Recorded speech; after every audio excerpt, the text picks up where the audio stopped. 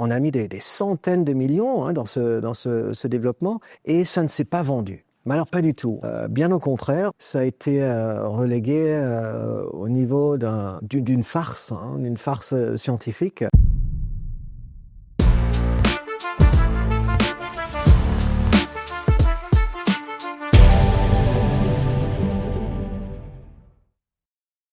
Bernard Kress, merci d'être parmi nous. Donc, on est ravis de vous accueillir au sein de l'ISU, ici aujourd'hui à Strasbourg, à Elkirch notamment, pour ce premier podcast du Paddock Academy. Merci. Où les échecs les plus marquants deviennent finalement les plus belles leçons de réussite. Voilà.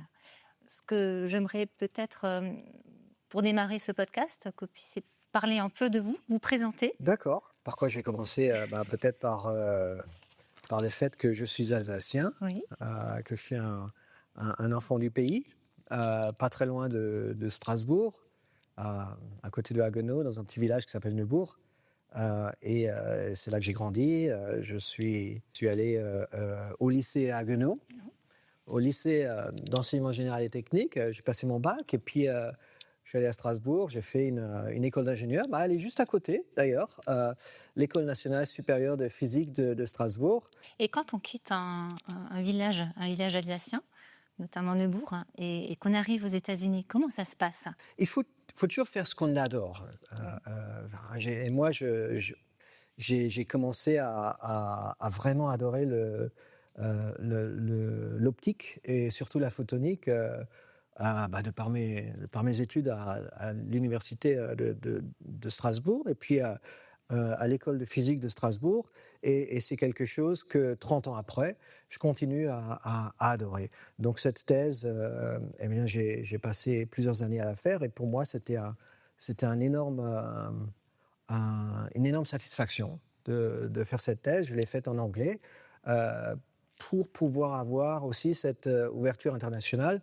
À l'époque, la majorité des thèses se faisaient en français. C'était pas évident de négocier le fait d'écrire sa thèse en anglais et de présenter sa thèse en anglais en France. Aujourd'hui, c'est beaucoup plus accepté, mais à l'époque, dans les années 90, c'était pas évident. Mais là, ça m'a beaucoup aidé.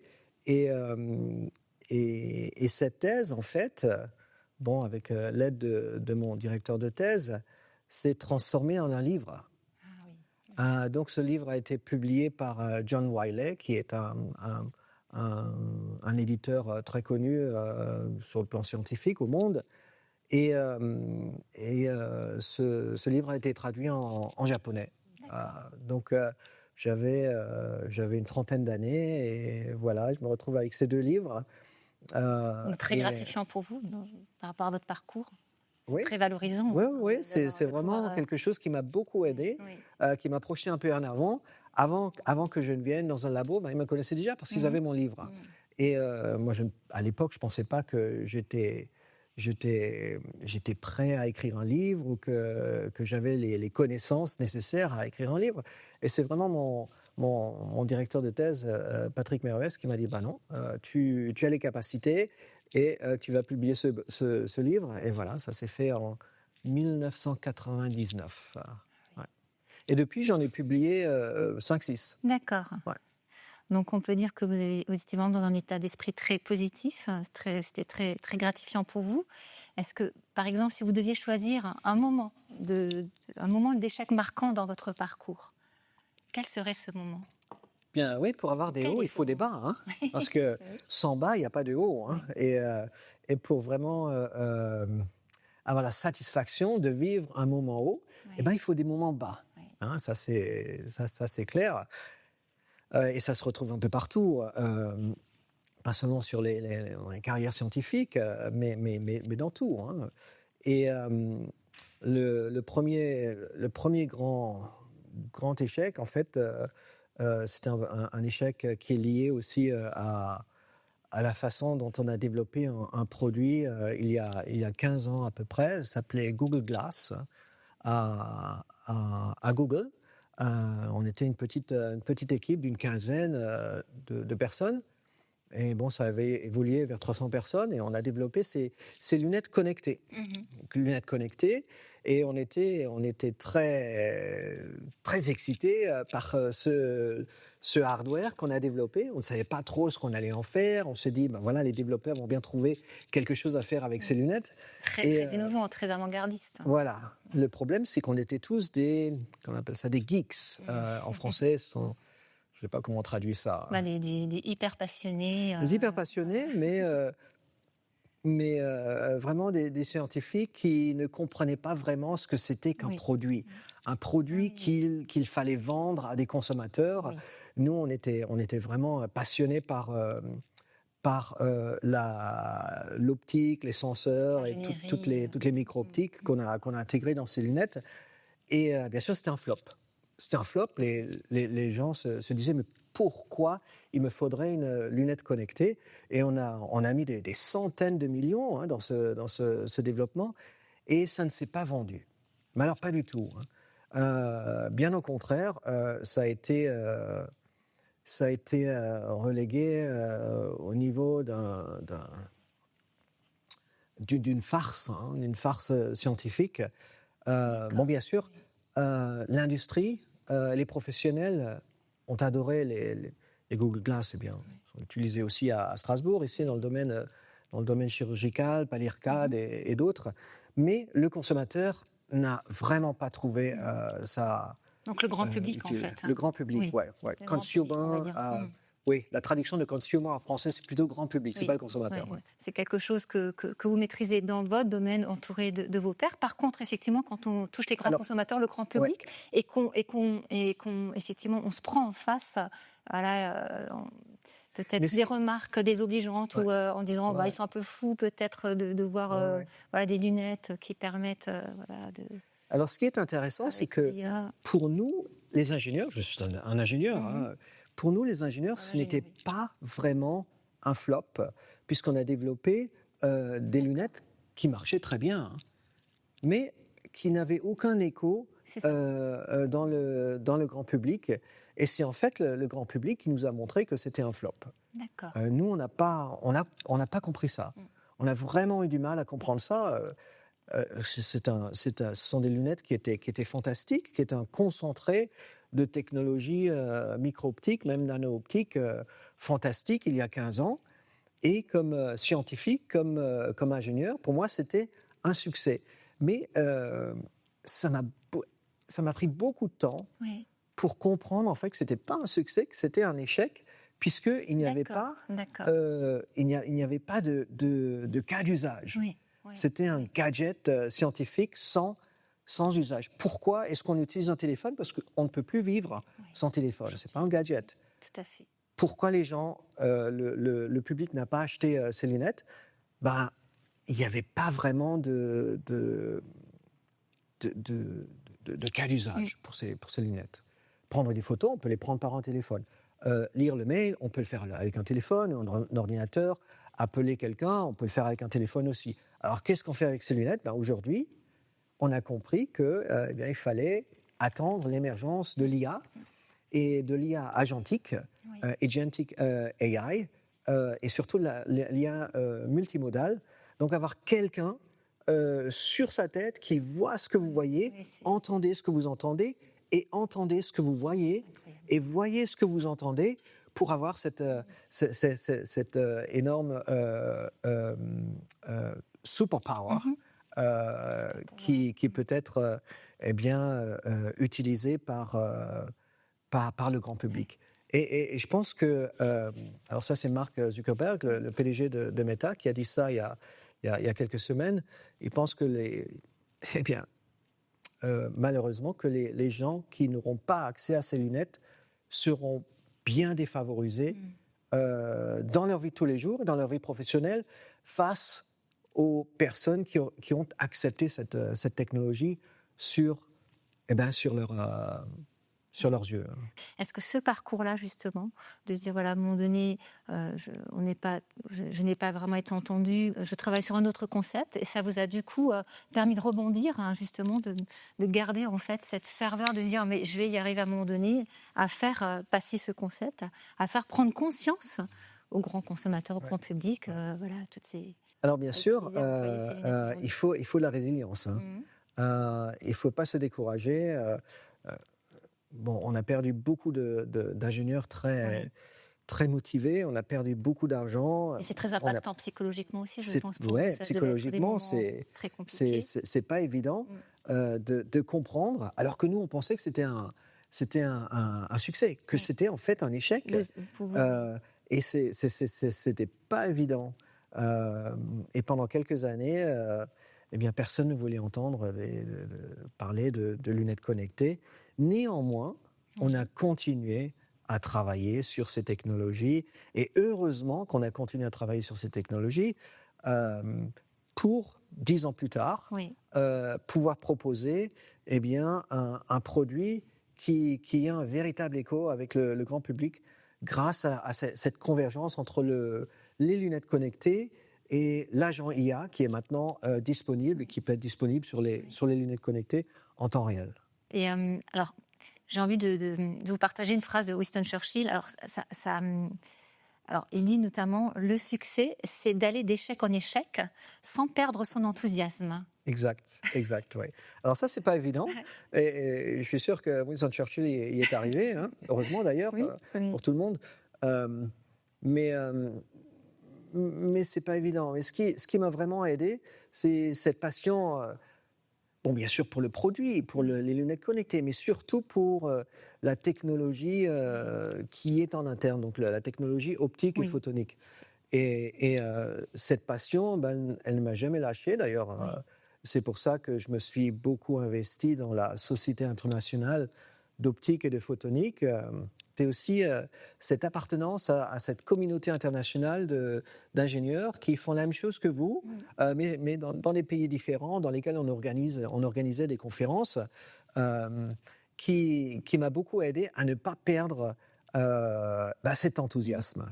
Et c'est quoi votre source d'inspiration justement pour ne pas perdre cet enthousiasme et pour rebondir? Parce que vous avez rebondi, vous avez finalement jamais lâché.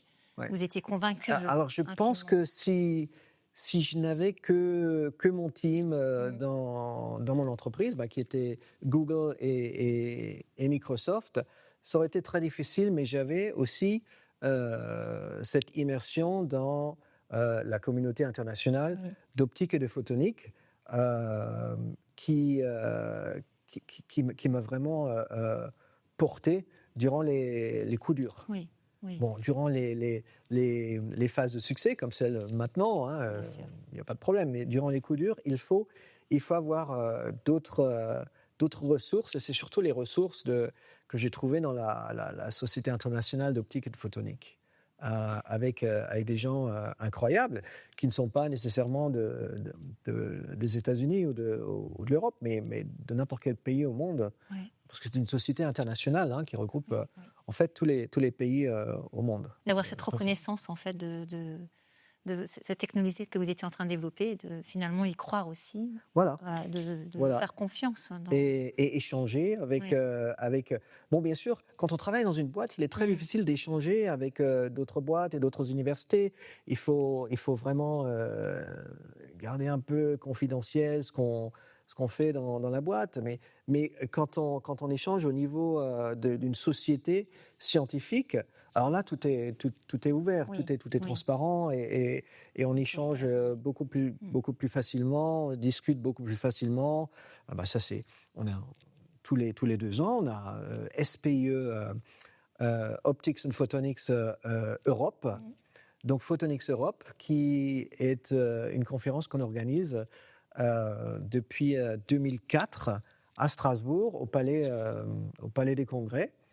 Et alors en 2024, on avait pratiquement 3000 personnes qui sont venues. L'année prochaine, je vous invite tous à venir Avec plaisir. à Photonics Europe, au Palais des Congrès. Ça va se passer en avril. On pense qu'on aura à peu près 3500 personnes, donc des chercheurs qui viennent d'un peu partout. Bon, pas trop des États-Unis, parce que on a pas mal de conférences qu'on organise aux États-Unis. On a un peu plus de personnes. Par exemple, Photonics West, qu'on organise tous les ans à San Francisco, charrie à peu près 25 000 personnes de cette communauté internationale C'est impressionnant. d'optique et de photonique. Mais là, ce qui est intéressant à Strasbourg, c'est qu'il y a beaucoup d'étudiants. Oui. C'est qu'il y a énormément de jeunes et beaucoup d'étudiants. Ils sont très très intéressé par ces nouvelles technologies et comment ces technologies optiques et photoniques sont intégrées pour réaliser des lunettes connectées. Et ça j'adore. C'est beaucoup plus qu'aux États-Unis, on voit plus d'industriels. Mais ici, à Strasbourg, on voit beaucoup d'étudiants et ça, c'est fantastique. Ouais, et puis du coup, ça permet de provoquer des ambitions parmi ces jeunes étudiants et Ah qui oui, bien continuent sûr. effectivement, Ouais. voilà, ou en tant que chercheur ou en tant qu'ingénieur. Et si aujourd'hui, voilà, vous deviez passer un message fort pour quelqu'un qui vit un échec justement, puisque voilà, qui travaille sur un produit et qui n'arrive pas, enfin, il l'a développé, mais il n'est pas parvenu effectivement à le commercialiser. Qu'est-ce que vous Eh bien, pourriez lui dire? c'est un peu mon expérience personnelle, hein. Mhm. C'est d'avoir du soutien, mais du soutien en dehors de la boîte, hein. Donc, et essayer d'établir des connexions hors de la boîte. Oui, donc aller vers les autres, vers pas seulement ses pairs, Voilà. mais effectivement chercher aussi des Et aussi ressources. d'autres Oui, personnes qui oui, passent par les oui. mêmes problèmes. Les mêmes problèmes, effectivement. Ouais, Et puis en ouais. parler, je pense Et aussi. en parler Oser en parler. et trouver l'espoir qu'un jour, Mhm. eh bien, ces technologies, ces produits pourront percer. Et voilà, c'est ce qu'on a vu il y a 10 ans, eh bien, un échec, Mm. hein, et aujourd'hui, eh ben, je pense qu'on est à une croisée des chemins où eh bien, le hardware et puis les cas d'usage IA se combinent pour pouvoir proposer au grand public un produit qui va vraiment résonner, qui ne va peut-être pas effacer complètement les smartphones, mais qui va d'abord être un très bon compagnon à un smartphone, donc faire des choses avec les lunettes qui n'est pas possible de faire avec un smartphone. Par exemple, moi j'ai des enfants de 16 ans, et ben, ils sont là en train de regarder leur smartphone dans la cour de récré et puis ne communiquent plus avec Mm. leurs amis, Oui, hein. oui. Et aussi, les adultes, hein, c'est pareil, hein. Alors qu'avec des lunettes connectées, eh bien, on ne perd pas La le connexion à contact, l'autre, en fait. Du coup, la le connexion à regard. l'autre aussi, Là, je suis en train de effectivement. regarder mon Mm. texte et de vous regarder aussi Oui, en même voilà, temps. d'accord. Et je n'ai pas ce, Parce que du ce... coup, là, vous avez un texte que, du coup, Là, j'ai un texte, oui. qui défile finalement. J'ai un peu Enfin, préparé mes réponses. Bon, vous ne les voyez pas non plus, mais moi, je les vois.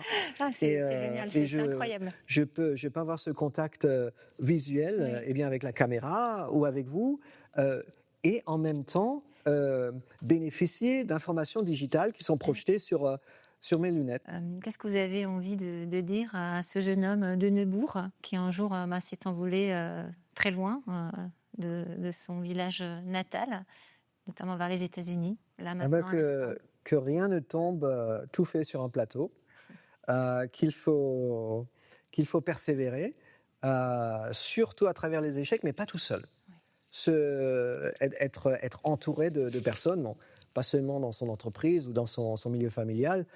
Bon, je n'avais plus mon milieu familial quand Mm. je suis parti aux Bien sûr. États-Unis, bien que j'ai rencontré ma femme aux États-Unis par après, mais d'avoir ce soutien international au sein d'une société internationale scientifique, et c'est ça qui est Oui. important, que vous fassiez la médecine, que vous fassiez des maths, que vous fassiez de la biologie, que vous fassiez n'importe quoi, il y a toujours une société internationale qui est prête à vous accueillir, dans laquelle vous pouvez évoluer, non pas sur 1 an, 2 ans, mais sur Oui. 50 ans, voire 70 ans.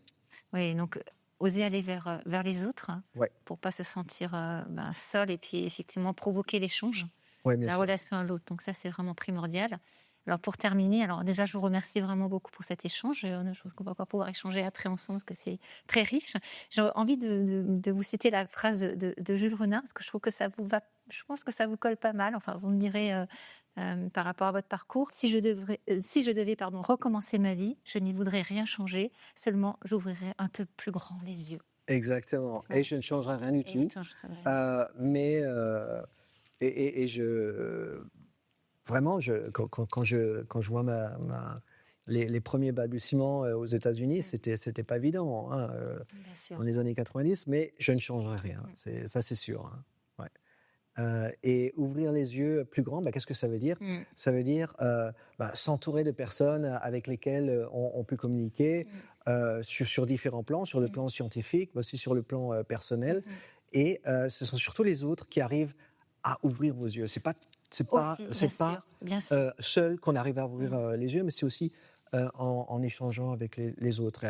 Et avec les lunettes connectées, on peut échanger bien mieux parce que je n'ai pas à regarder mon écran, je continue à vous regarder, mais j'ai toutes les informations qui m'apparaissent devant les yeux sans perdre le contact humain. Qui est le plus essentiel, c'est le contact. Le contact humain. Ben, je vous remercie. Voilà, c'est Merci. très important en tout cas de le rappeler. Merci beaucoup. Merci.